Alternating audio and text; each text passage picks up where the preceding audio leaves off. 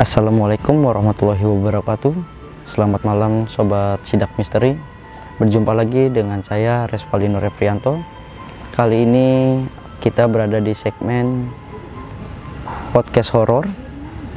Dan kali ini tim Sidak Misteri sudah kedatangan salah satu narasumber yang ingin menceritakan tentang kisah horornya di channel Sidak Misteri. Kita panggilkan langsung, yaitu narasumber kita, Saudara Andra.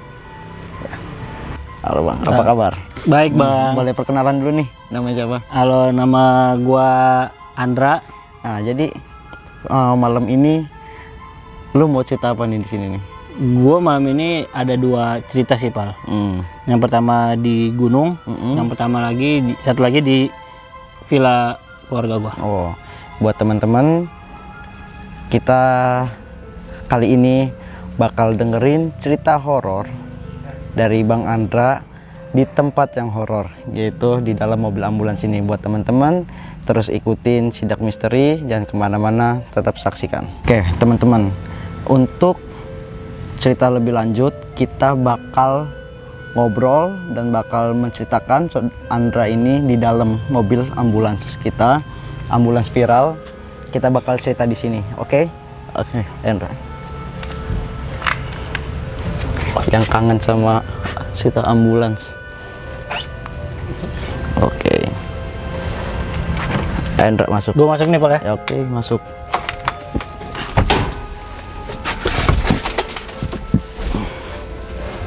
Oke. Oke, kawan-kawan Sidak Misteri, kita bakal mendengarkan cerita horor dari salah satu narasumber, yaitu Bang Andra, tapi dengan sedikit berbeda tempatnya ya. Kita mendengarkan cerita horor di tempat yang horor, yaitu di ambulans yang sudah lama tidak terpakai atau udah lama terbengkalai. Oke, Andra, jadi tadi mau cerita tentang apa, Andra? Tentang di villa sih gua. Oke. Buat teman-teman, kita dengerin aja langsung cerita dari Andra. Oke, Pal. Jadi gue nih cerita mau tentang di villa. Gue punya ada villa keluarga ya. Nah, villa keluarga yang biasa dulu sih waktu zaman gue SD itu sering banget kita datengin buat acara tahun baruan sama keluarga. Cuma semenjak cucu-cucunya anak-anak udah pada gede, ada acara sendiri, jadi jarang lah acara itu lagi. Nah, kita itu sekarang villanya itu jadi kita pakai kalau misalkan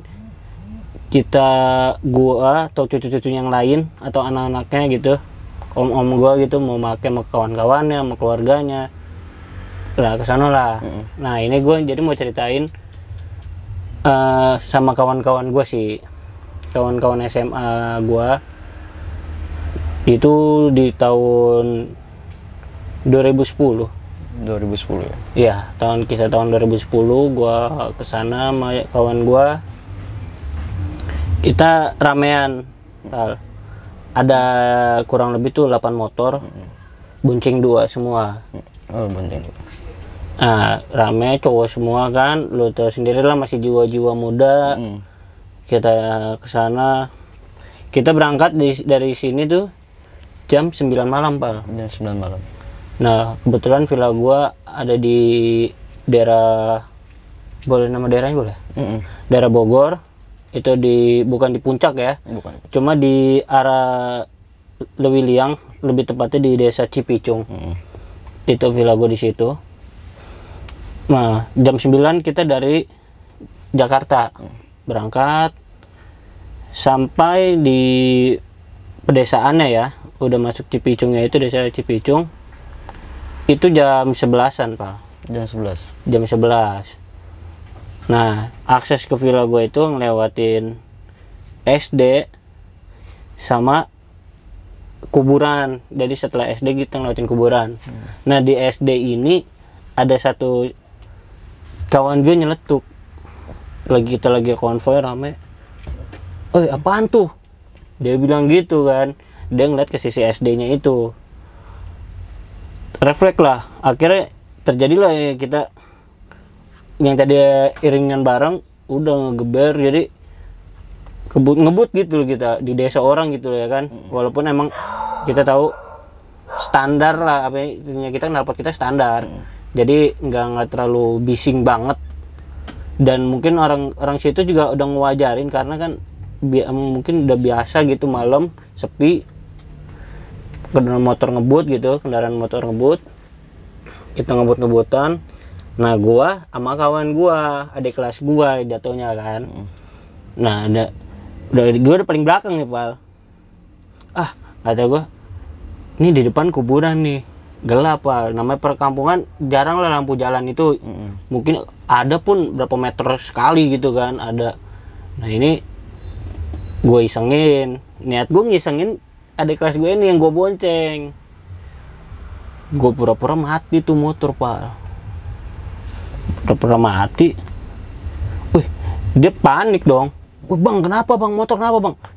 Mati kata gue kan. Nggak lama di situ gue liat, gue udahlah udah cukup lah, gue udah puas gitu ngeliat dia panik ya kan. Gue nyalain lah stop kontaknya kan, gue nyalain, itu beneran nggak nyala Pal. Malah jadi nggak nyala. Bener nggak nyala, kata gue, lah kok nggak nyala ini bang, nyalain bang, kata dia. Bang nyalain, iya udah nyalain kata gue. Ini juga gue udah coba nyalain sampai gue turun dari motor gitu. Maksud gue, udah nih lu, kalau lu nggak percaya kata gue, lu yang nyalain gitu. Gue turun, udah nyalain juga nggak bisa Pal. Nggak bisa juga. Itu ada mungkin berapa menit gitu, gue lupa. Lebih dari 5 menit lah. Sampai pokoknya kawan gue ada yang nyusul. Ada yang nyusul, mungkin saking lamanya kan. Kata dia, karena mereka juga nggak ada yang tahu di mana vilanya kan. Gue yang paling belakang disusul sama kawan gue. Lu kenapa? Ini mati motornya, habis bensin. Nggak tahu, kata gue kan. Ya udah, mau nggak mau kita kita dorong Pal. Maksudnya pakai cara dorong masukin gigi. Yang itu lu tau lah cara kayak gitu kan, nyentak gitu. Nyala. Motor tuh nyala. Pas nyala, ada kelas gue panik lagi. Bang, lu gimana? Ini kanan kiri kuburan kata dia. Iya gue tahu kuburan kata gue. Nah, udahlah kan, udah lewat lah itu, maksudnya kuburan itu udah lewat. Nyampe lah ke villa gue Pal, itu di jam 10:30 malam lah. Hampir setengah jam lah pokoknya, dari pintu desa sampai ke villa gue tuh jaraknya setengah jam lah. Setengah jam ya? Sampai 11:30 malam.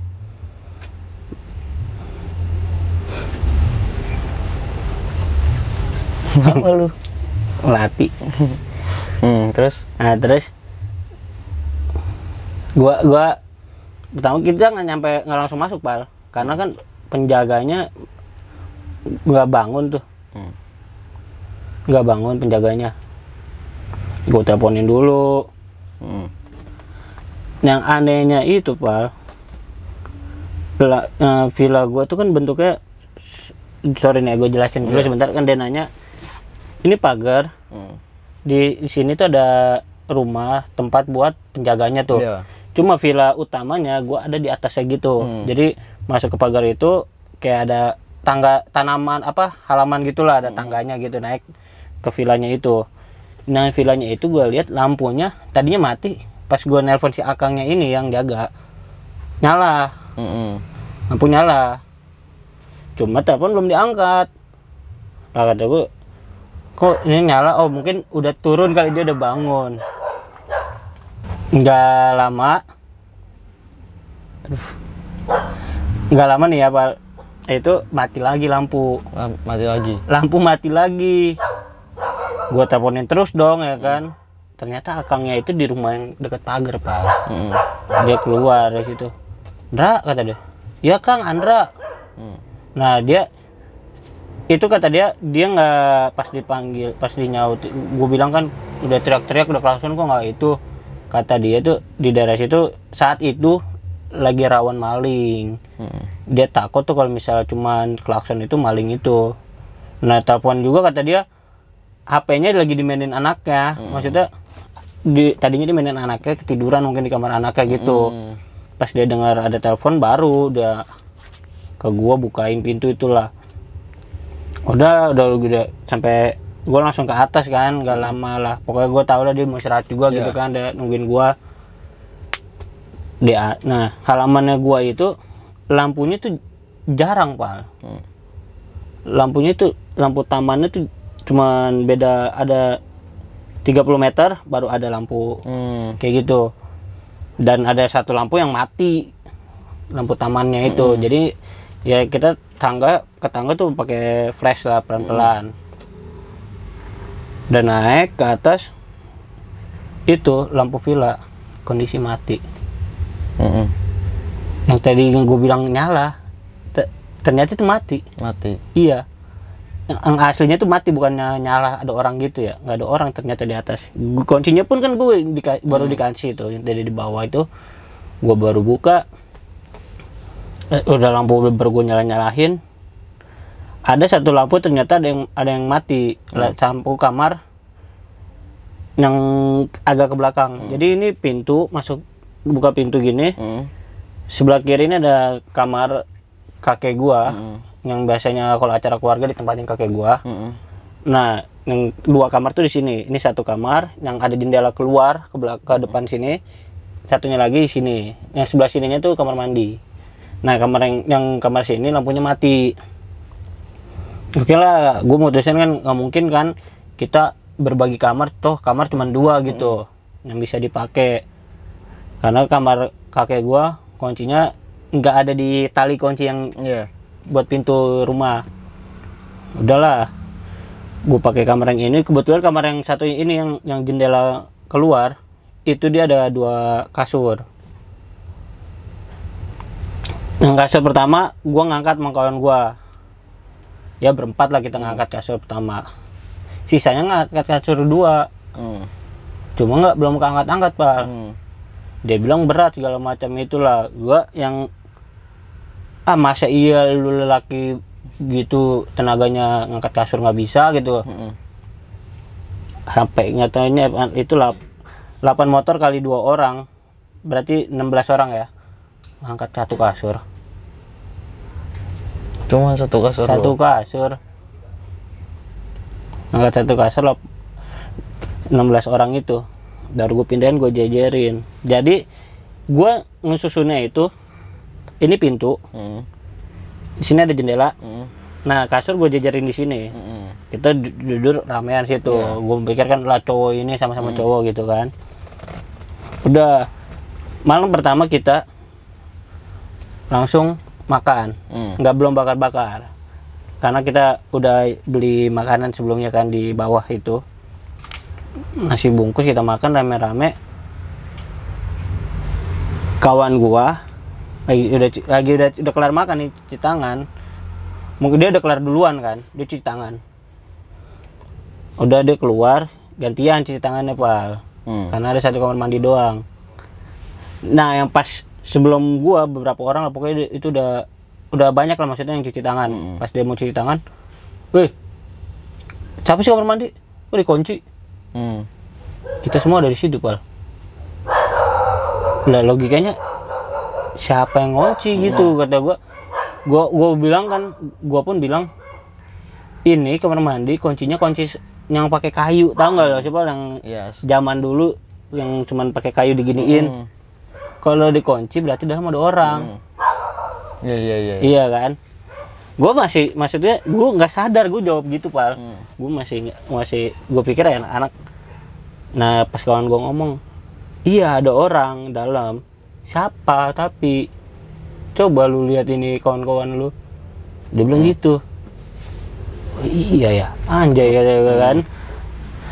Masuklah gue ya kan. Kita masuklah beberapa orang yang penasaran lah ya. Cuman gue gini doang Pak, dorong gini, kebuka. Tapi dia bilang itu kekunci, kata kawan gue. Itu kekunci bang. Gue dorong soalnya sampai gue ketok gitu kata dia. Lah tuh maksudnya tenaganya ya sama tenaga buka pintu, dia buka begini kekunci, gue buka begini kebuka gitu loh. Udah akhirnya cuci tangan rame-rame tuh, nggak satu-satu lagi. Udah lah ngumpul, ada yang main gitar, biasa lah anak-anak kan. Kita pada main kartu gitu. Kita main ya teriak-teriak gitu Pak. Sampai pas tiba-tiba ada petir. Gue nggak tahu itu petir atau apa ya. Soalnya kawan gue yang ngomong itu petir. Lagi gue main kartu, ada yang lagi ngadep keluar gitu, maksudnya ngadep dari ke pintu masuk. Itu kita buka kan karena biar ada udara.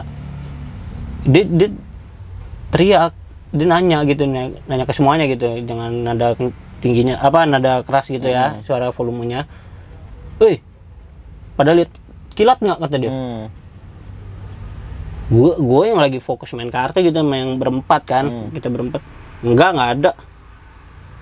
Yang satu nyaut, bener kilat apa terbang? Dia bilang gitu, Pal. Kilat apa terbang? Waduh, kata gue, makin kacau nih suasana nih. Satu kawan gue yang udah kamar mandi gitu, udah gue berdua gitu kan, dari yang kuburan mungkin ya kan awalnya. Udahlah, kita mutusin tuh, udahlah, capek gue main kartu, gue tiduran dong. Ganti yang main kartu yang lain gitu. Gue tiduran. Yang tadi gue kan ini ke jendela, ini kasur gini kan, Bang. Nah itu hordeng nggak gue tutup, jendela nggak gue tutup hordeng. Gue buka gini aja. Gue lagi main HP begini. Nah pandangan ini kan ngelihat ke sini nih. Ini aja bisa ngeliat lu gitu kan. Gue lihat ada dari pintu lari gini, Pal. Refleks. Gue pikir maling atau apa. Gue berdiri, gue keluar pintu, gue langsung lihat ke kanan kan. Itu kanan gue tembok, Pak. Jadi pintu gue tuh, ini pintu, jendela, kanannya tembok begini. Itu tembok. Lah, gue jelas ngelihat orang lari. Lu walaupun itunya hitam ya, perawakannya, maksudnya bukan perawakan ya, bentuknya itu gue lihat hitam. Cuma gue lihat dia gini lari. Itu gue baru gue di situ, wah ini bener yang ganggan nih, maksudnya udah sampai nampakin begitu. Udahlah, gue udah bilang kan sama anak-anak, udah mungkin kita jangan main kartu dulu deh, udah kita lu ngobrol aja deh, main gitar apa jangan kenceng-kenceng, gue bilang gitu kan. Sampai akhirnya capek sendiri, pada tidur lah ya anak-anak. Paginya gue pastiin dong, Pal. Gue pastiin, maksudnya gue masih di umur segitu, walaupun itu tembok, dengan kata si Akang yang kemarin dia bilang lagi rame maling gitu kan di daerah situ, gue mastiin sama dia, Kang, semalam sekitar jam 2 atau setengah 3, gue bilang gitu, ada yang masuk nggak? Saudaranya gitu lagi nginap ke atas.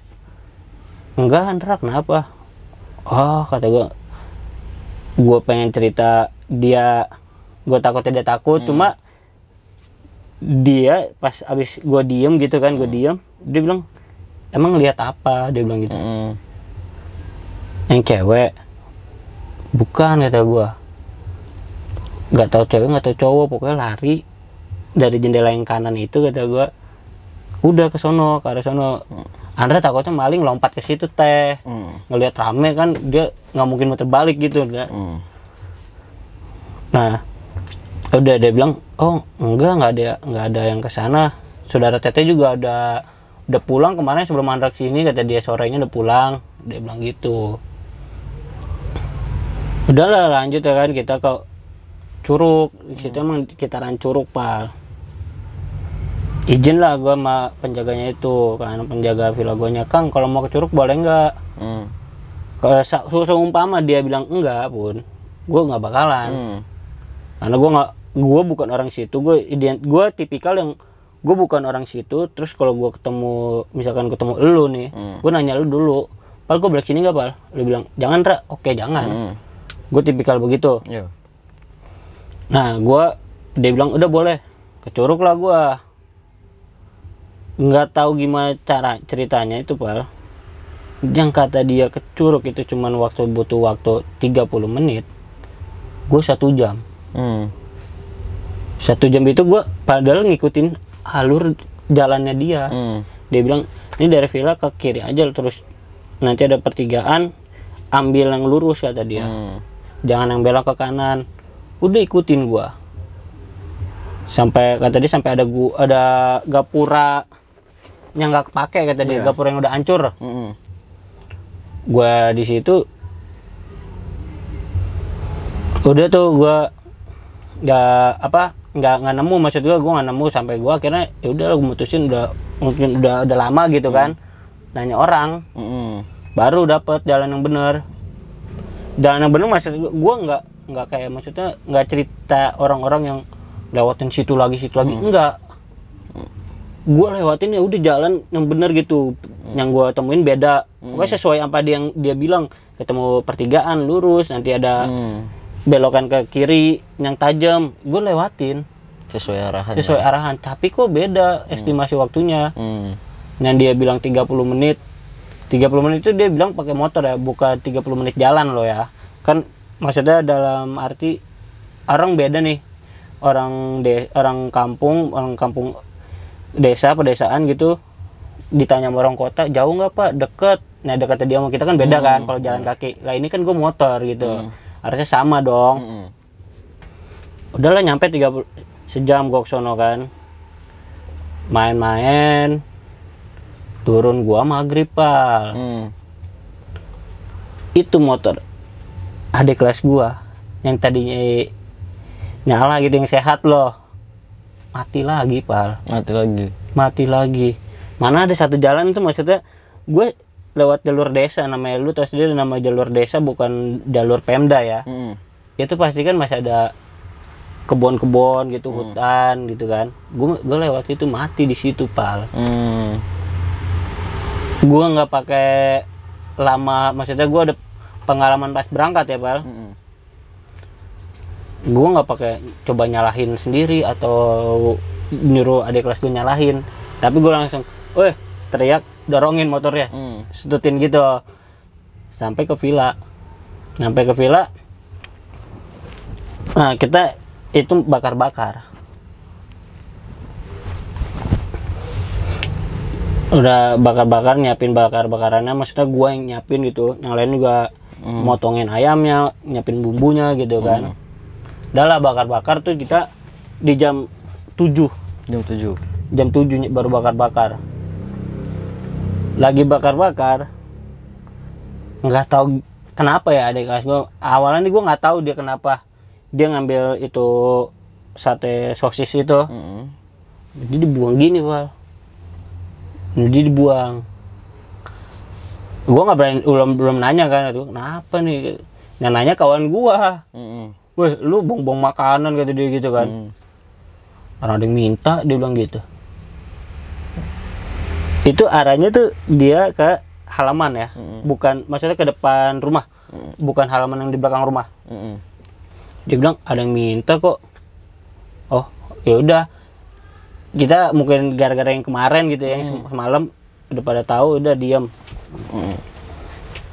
Udahlah kita bakar-bakar, lanjutin, kita makan sampai udah di malam itu. Cuman kejadiannya itu doang pal.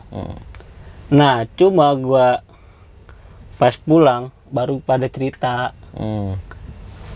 Semalam dia bilang, lu lihat kilat nggak? Kata dia. Apaan emang, kata gua. Dari pohon depan rumah Ndra, terbang putih. Nah gue teriak kilat karena kata dia yang ngelihat bukan gue doang. Ingat gak yang tadi dia bilang, lu itu kilat ya, dia bilang gitu kan. Kan ada yang nyeletuk, apaan bukan yang terbang. Nah yang nanya lu lihat kilat nggak, itu sebenarnya dia buat nutupin si itu kawan gue yang satunya itu dia. Nah karena dia bilang lu lihat kilat nggak, biar si kawan gue yang ngelihat yang aslinya itu mikirnya dia itu kilat, bukan yang aneh-aneh lah. Oh kata gue, emang apa bentuknya? Gue bilang gitu, kayak si pocong kata dia, bukan kunti. Kata lu kok pakai kayaknya kayak gitu? Ya orang lurus doang Dra, kata dia, bukan enggak dari pohonnya gitu, kata dia. Maksudnya ini gua ada 2 pohon di depan gini, 2 pohon palem 2. Nah dia dari bawahnya gitu, gitu Pak, terbang ke atas. Nah terbangnya ke mana? Kata gua, arahnya maksudnya kanan kah kiri kah? ke belakang rumah. Hmm. Ke belakang Ya, rumah. kalau kilat kan mungkin kan dari atas ke bawah ya. Iya. Nah, kalau ini Nah. dia bawa ke atas. Lagi ceritanya, maksudnya ceritanya gue itu lagi udah di bawah, maksudnya di rumah penjaga. Penjaga gue ngomong, Apa? itu mah yang di belakang A, manggil gue kan Andra kan, yang di belakang A. Emang yang di belakang ada apa teh? Gue penasaran. Jujur, gue baru tahu itu kisah di belakang villa gua itu baru itu. Sebelumnya emang gua tahu, maksudnya di belakang villa gua tuh ada kuburan bukan keluarga gua, kuburan pemilik sebelum dari keluarga gua, cuma gua belum tahu lokasinya. Di belakang tuh sebelah mananya gua belum tahu. Nah pas itu dia ceritain, si tetenya itu, teteh makangnya itu ceritain, itu loh yang kalau dari rumah, ini posisi rumah agak ke kanan dikit, lurus terus tuh naik ke atas, itu ada kuburannya ya kuburan zaman dulu, batu gitu doang Pak. Nggak kayak sekarang dibagus gitu kan, batu kali gitu doang. Oh di situ ada kuburan, kata gua. Iya. Terus dia nanya, ada yang ngeliat cewek nggak? Dia bilang gitu. Lu tahu Pak, ingat gak kawan gue yang bilang ada yang minta dia ngelempar sosis itu Pak. Iya. Kata dia, kawan gue bilang iya teh di bawah pohon itu ya. Jadi kan banyak pohon, ada salah satu pohon yang bawahnya itu ada dikasih sama keluarga gue tuh meja dari batu gitu. Di situ kata dia. Iya itu yang cewek, cakep ya, cakep teh, kata dia, kata kawan gue itu. Jadi kawan lu itu bisa ngeliat gitu? Bisa ngeliat ternyata Pak, cuma untungnya selama itu dia ngeliat, dia diem aja gitu. Ya mungkin karena nggak mau bikin takut teman-teman lu semua. Iya. Gitu kan? Nah yang kawan gue, pas kawan gue ngomong kilat, dia juga lihat, kata dia, makanya dia diem aja. Untungnya bagusnya dia udah nanyanya itu kilat ya gitu. Udahlah, diceritain semua gue tentang itu villa sama si Tete kan. Ternyata lebih eksistensinya tuh lebih lebih itunya, kata dia, di kamar yang mati lampu. Yang kamar mati lampu itu? Iya. Lu tahu itu lampunya baru diganti kapan? Sebelum gua datang itu paginya lampu diganti semua. Lampu baru semua, kata dia. Tapi itu mati. Itu mati. Pikir gua, karena emang jarang keluarga gua yang datang ke situ, wajar mati gitu kan. Iya. Tapi dia udah inisiatif, kata dia, emang itu mati semua, makanya kemarin tuh diganti semua lampu. Nggak bilang kalau yang itu mati. Yang lebih parah di situ, kata dia, karena di situ dekat, ini ada jendela nih Pak di kamar itu.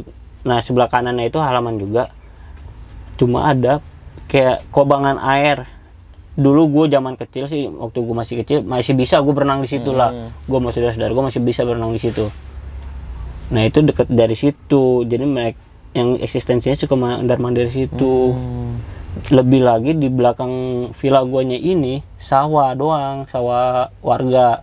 Kanannya kebun warga, cuma kosong, nggak ada rumah, nggak ada apa, cuman ya kandang kambing kayak gitu. Nah jadi lebih eksistensinya lebih dari sebelah, kalau dari rumah kan madep sini, sebelah kiri rumah ya, itu eksistensinya lebih banyak dibanding ke kanan. Kalau kanan ada tetangga gua. Nah yang lebih parah lagi juga villa gue yang itulah, kata dia, yang di kamar itu. Yang di kamar itu ya. Jadi lu bilang tadi di situ itu ada makam. Ada makam. Yang makam, entah itu makam orang udah zaman dulu. Katanya dari salah satu keluarga sebelum yang pemilik sebelum keluarga gua. Tapi itu nggak dipindahin. Nggak dipindahin. Tapi lu waktu datang itu, lu sama teman-teman lu pada permisi gak sih? Ya, gua namanya anak biasanya zaman sekolah ya kan, anak muda. Apalagi gua pikir gua itu villa keluarga gua loh ya kan. Villa keluarga gua pikir ya buat apa permisi gitu. Gua udah diizinin sama kakek gua kok gitu, sama keluarga gua udah diizinin sama bokap. Jadi memang ya, ini pelajaran buat teman-teman semua yang nonton ini. Mau kalian masuk kemanapun, rumah kosong ataupun ke villa yang baru kita datengin buat nginep ataupun kuburan, ada baiknya ngucapin salam gitu loh, permisi, assalamualaikum, waalaikumsalam, hanya sekedar seperti itu. Karena apa? Kebanyakan, apalagi kayak anak muda ya, kebanyakan tuh buat liburan ke villa pasti niatnya ada niat-niat yang agak sedikit melenceng lah ya kan, pengen happy gitu ya kan, kadang-kadang mau happy ataupun apa gitu loh, dan tanpa kita sadarin kedatangan kita itu mengganggu mengganggu makhluk-makhluk yang tidak bisa kita lihat gitu loh. Itu pelajaran buat teman-teman ya, biar kedepannya tuh kalau misalkan kita seperti itu setidaknya gitu loh, meminimalisir gitu kan, meminimalisir untuk terjadi hal-hal yang goib gitu loh. Nah, terus gue mau nanya lagi nih Indra, waktu yang lu bilang pas lagi iring-iringan itu jalan pas lewatin kuburan, iya, nah, kan temen lu katanya ada yang lihat ya? Itu enggak, itu junior gua, maksudnya pas di kuburan itu gua ada nggak iring-iringannya ngelihatnya itu sebelum kuburan di SD itu. Di SD itu kalau boleh tahu itu lihat apa aja? Kata dia itu putih doang.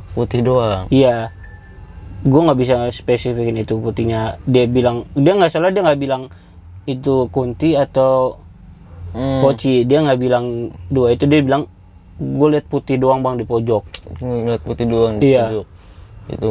Jadi waktu yang pas dia bilang lu pura-pura bikin mogok itu. Nah, itu di kuburan. Itu refleks begitu aja. Iya, gue refleks aja.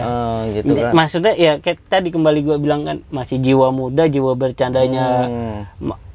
Gue nggak tahu, mungkin kalau sekarang gue pendapat sama diri gue ya dulu sebelumnya, sok-sokan lah, nantang gitu, katanya maksudnya apa aja juga dibercandain gitu. Nah, ini juga pelajaran lagi nih buat teman-teman semua nih yang nonton ini. Jangan sekali-sekali kita tuh bercanda yang sewajar-wajarnya aja, apalagi di tempat yang bukan daerah kita gitu ya, apalagi dekat kuburan gitu loh. Lagi-lagi kita kan nggak bisa ngelihat namanya makhluk yang seperti itu gitu kan, halus itu. Terkadang bercandanya kita itu menjadi kenyataan gitu kan, makanya kan dia tadi lu bilang gue bercanda itu mati motor gue. Bercanda pura-pura mogok malah mogok beneran gitu. Mogok beneran, seadanya itu nggak nyala. Nggak nyala malah gitu. Bensin padahal full. Bensin full. Karena emang sebelum masuk desa itu kita isi bensin lagi. Iya. Jadi kan dari Jakarta isi bensin full semua, nyampe ke Bogor itu masih ada setengah lah gua. Cuma sampai mau menuju desa gua itu udah di bawah setengah.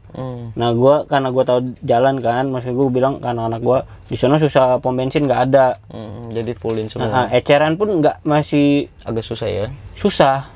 Gua bilang fullin aja semua di situ. Tapi untuk yang tadi, yang motor mogok setelah pulang dari Curug itu, nyampe di villa itu langsung nyala tuh gimana? Nyalanya pas di mana itu? Gue nyalainnya pokoknya itu sampai didorong dari Curug sampai villa belum, nggak gue nyalain pas pulang itu nyala. Jadi memang ya kebanyakan kita itu tuh ya kalau liburan kayak gitu pasti ada, apalagi ke alam ya. Nah itulah tuh, kalau di alam itu memang tempat-tempatnya kayak Curug ataupun tempat pegunungan itu tuh memang banyak banget makhluk-makhluk yang nggak bisa kita lihat dan agak jahil gitu kan, apalagi dengan kita yang jiwa-jiwanya muda ini datang dengan gaya yang seruntulan gitu kan, seperti itu gitu loh. Semau kita lah. Semau kita gitu kan. Dan ini perlu teman-teman ketahui ya, Bang Andra ini basicnya itu punya hobi naik gunung ya kan. Punya hobi naik gunung. Terakhir naik gunung kapan? 2019 terakhir naik gunung. Berarti 2019 kesini karena sibuk kerja ya, udah sibuk kerja ya? Kerja dan pandemi. Udah berapa banyak gunung yang dituin?